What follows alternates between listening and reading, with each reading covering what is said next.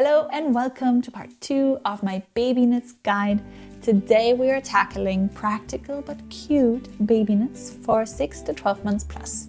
In part 1 of the series, I was talking about the most practical garments to knit for 0 to 6 months of age, what patterns you can choose, what to look out for when you're choosing a pattern, what to look out for when you're choosing yarns for this age group, and I gave you a little bit of inspiration with patterns that I think would be great to knit, as well as yarns that would go along with the patterns. I have divided this into a 2-part series because, from my own experience, the different developmental stages they go through around 6 months of age require some different wardrobe considerations.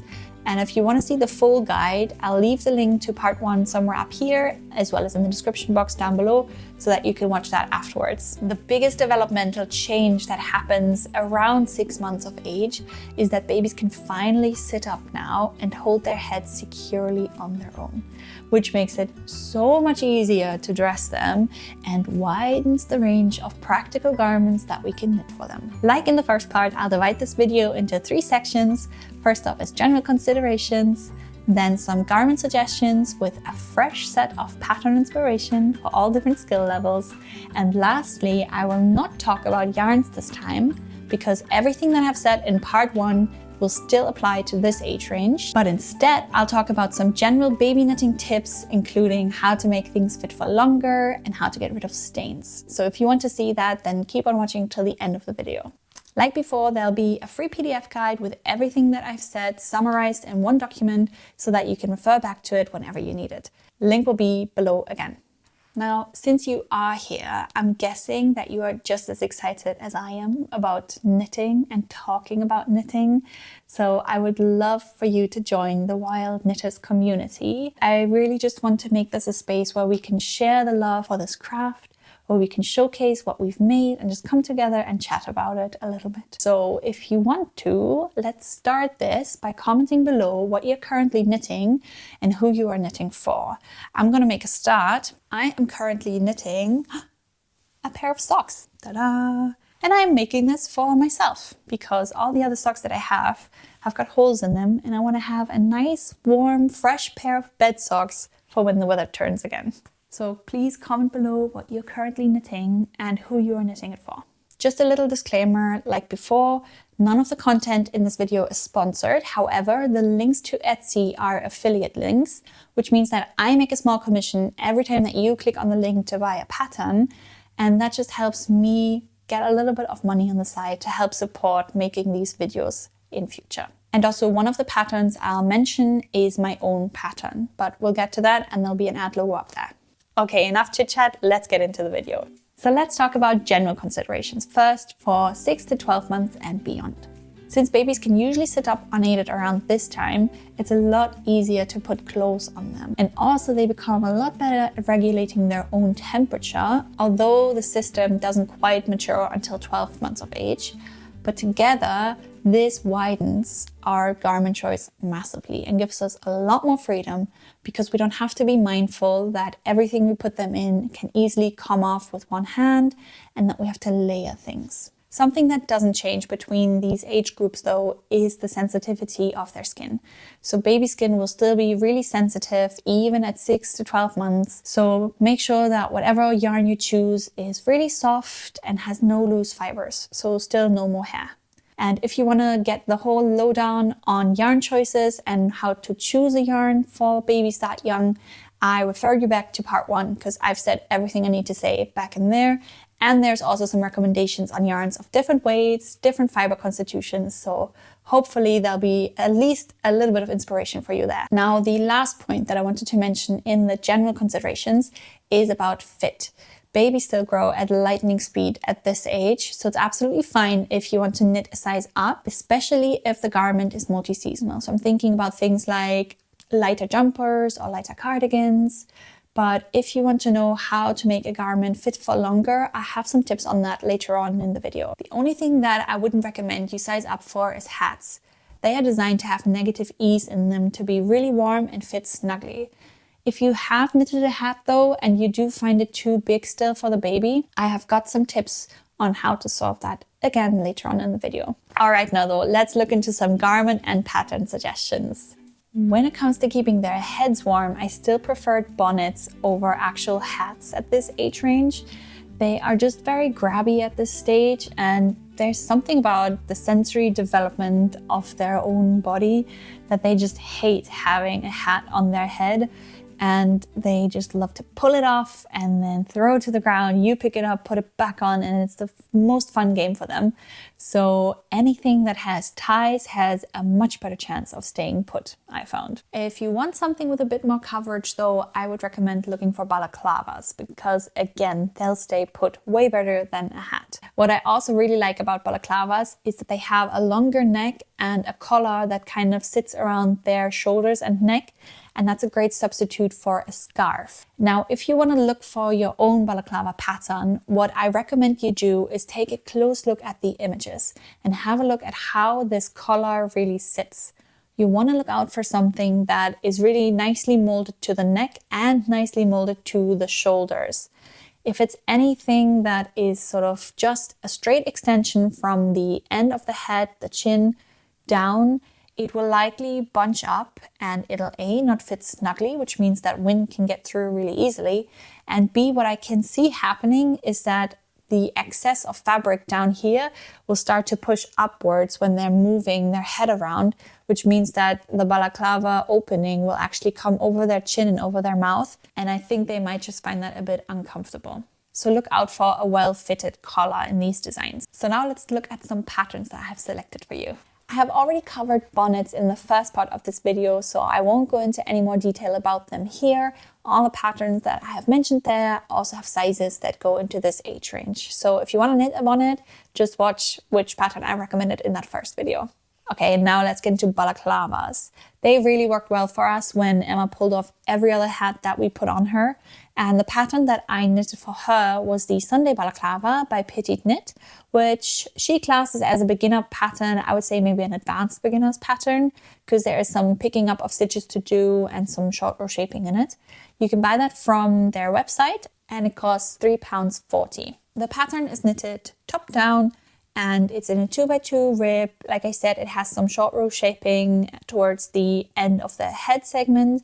And you'll also pick up stitches around the facing for a simple 1x1 rib finish. It is a really lovely pattern to knit, very easy to follow, and it has that shaping of the collar, which really sits nicely under jackets and keeps everything warm and snuggly. If you want to buy this pattern, just watch out for the sizing. So there is a baby and a children's version. The baby version goes from 1 month up to 6 months in size. And the children's version goes from 6 months up to 6 years in size.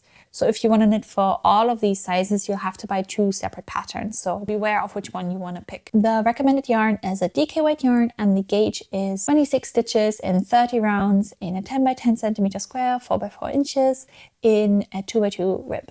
Now, if you've watched part 1, you know how much I love a bear ear hat, and I really wanted to find you guys a good bear ear balaclava, and I think I have. It's the Bear Ear Balaclava by Oksana Sorokin Patterns, which is, I would say, an intermediate pattern.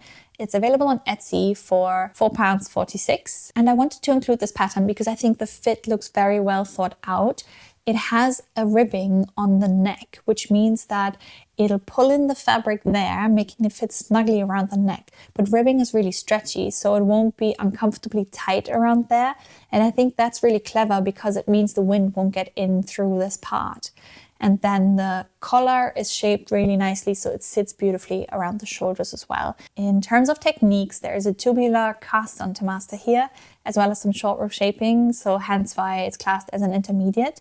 The size range goes from 0 to 3 months up to 4 years, and it's using a worsted weight yarn. The needles are 4mm and 3.5. However, the gauge isn't given in the details up front. Okay, next category is jumpers. Jumpers are a great addition to the wardrobe now that they can sit up and they're not so sensitive of having things pulled up over their head.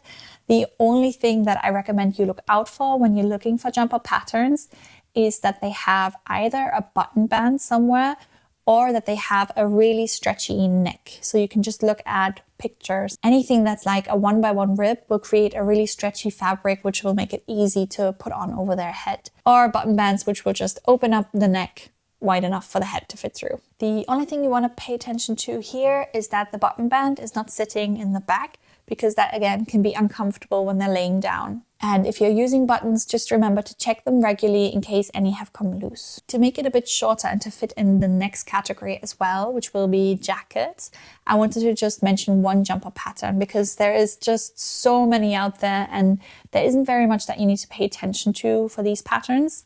So the patterns I want to highlight is my own pattern, which is the bébé sweater. It's definitely an advanced beginner item, I would say, because of the button band. You can buy it from my website or from Ravelry. And it's a very simple round yoke design with lifted increases. You have some short row shaping in the back to make the fit a bit better. And then there's a button band running along the left shoulder seam to make the access for the head a lot easier. I have knitted it with a stripe design and I've put a little embroidery on the side just to personalize it. But with these simple stockinette patterns, kind of the world's your oyster. Your imagination is the limit. You can make it in a one stripe design. You can add loads of stripes. You can knit it plain.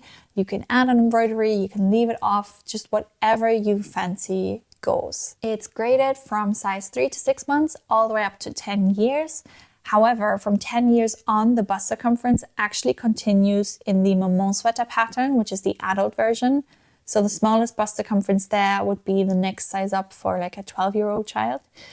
So if you wanted to, you could even knit it from then on. And the yarn recommendation is a DK weight yarn, and the gauges, there's 2 gauges. The gauge for the body and sleeves is 22 stitches and 30 rounds on 4mm needles or US 6. And the gauge for the neckband is 25 stitches and 40 rounds on 2mm needles or US 0. Now, because I've made this pattern, I can talk a little bit more about it. In the pattern, you will get a full schematic with all the important measurements so that you can make a really informed choice about what size you want to knit. There's also video tutorials on all the key techniques that I'm using. So even if you're starting out and like I said, you are a beginner, there's plenty of help, especially on the construction of the button band. There's 2 yarn choices that I recommend in the pattern. One is for Drops Lima, the other one is for Sandnes Double Sunday. And I've included really detailed images of all the important aspects of the design so that when you're knitting, you can compare back to see if it looks like it should. So that includes the neckband, the cuffs, the inside of the folded hems, and also the front and the back of the split hem. And I've recently redesigned the entire layout of the pattern. So now there's a checkbox next to every step for the pattern so that you can just tick it off when you're done and you will see exactly where you've left off in the pattern. And also the pattern has been test knitted and it's been tech edited twice. So hopefully it's free of mistakes. And also hopefully soon to buy as a physical copy if you'd rather knit from that. Okay, so I quickly wanted to squeeze in a third section, which is cardigans and jackets. I have mentioned cardigans before in part 1. They are a really practical item for that age range. And again, all the patterns I suggested there will be in sizes 6 to 12 months plus as well. So you can just head on over, have a look which patterns I talked about there, and you could also knit them for this size. But what I think is really useful, particularly for ages 12 months plus, is knitted jackets.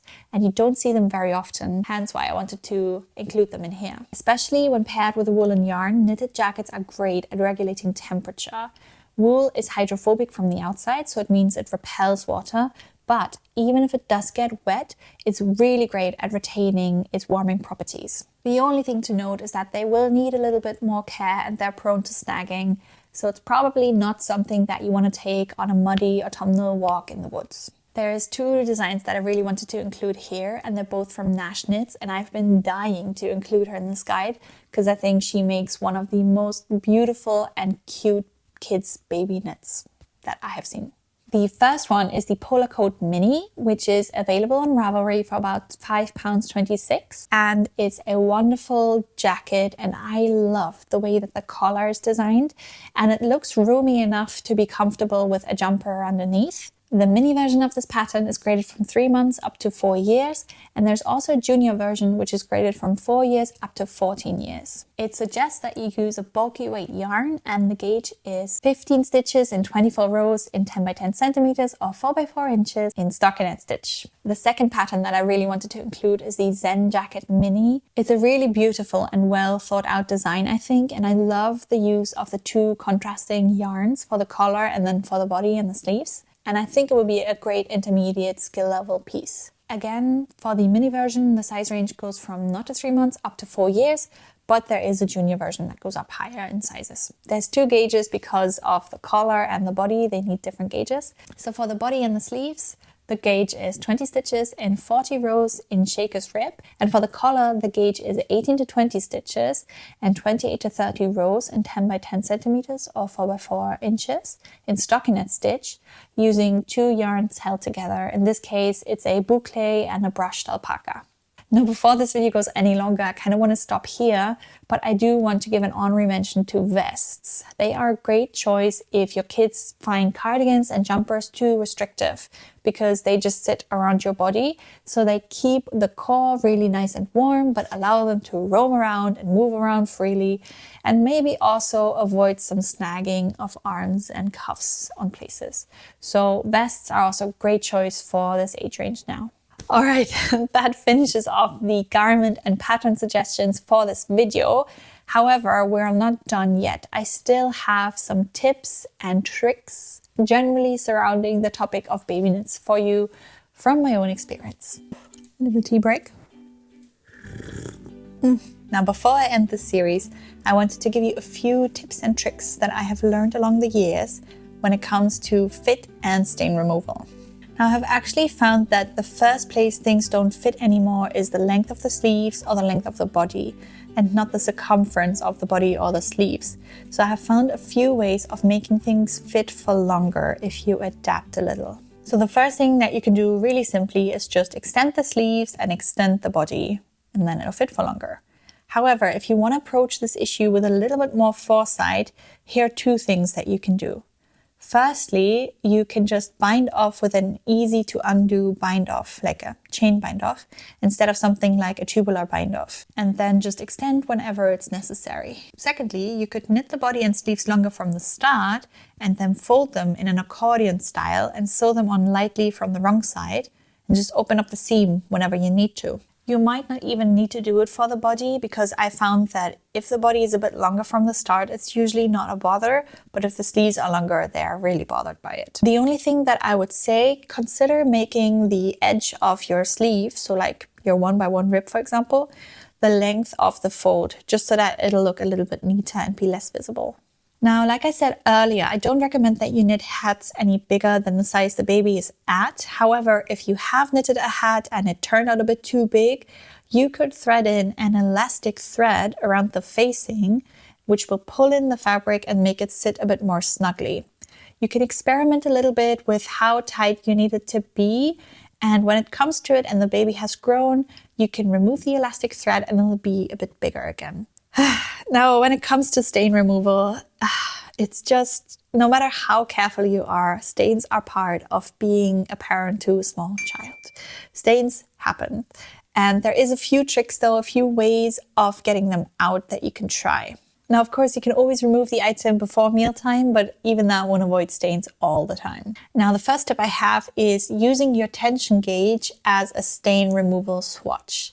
So you could either recreate the stain and then use your remover of choice to see if it lifts it, or just use the remover plain on it to see if it damages the wool or if it lightens it visibly. So if you're making the project for yourself, keep the tension gauge somewhere handy. And if you're knitting it as a gift, gift it with the item and tell whoever is receiving it what to do with it.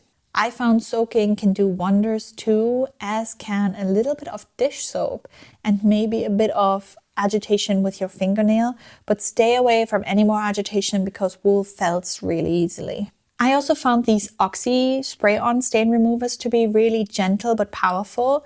Sometimes it did take a couple of applications, but they are really great at lifting stains. However, as always, do try out on an invisible area of your fabric first, or on your tension swatch.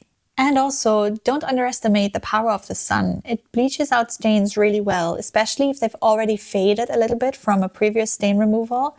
And they are actually really good as well with tomato stains, I found. Now, sometimes though, you just can't lift the stain no matter what you do, no matter how hard you try. If that's the case and the item is in a plain stockinette stitch and you still have some of the yarn left, you could just duplicate stitch over it, or classic choice, just add an embroidery to it. And if all else fails, remember, bless the mess that made the memories. Kids get messy, and even a stained woolen jumper will still keep them warm and cozy. And let's be real, they'll grow out of it in 2 months' time anyways.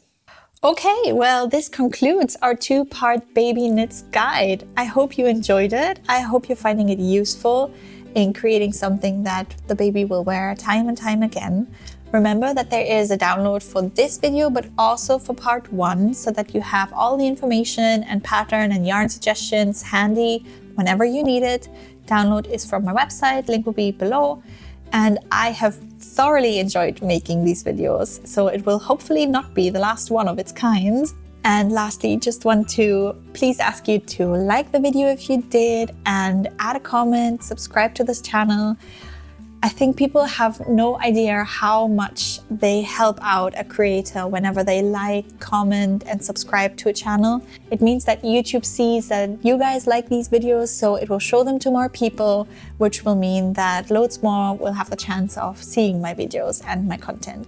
And you are helping me out beyond measure with that. So please, if you want to subscribe, like, and comment.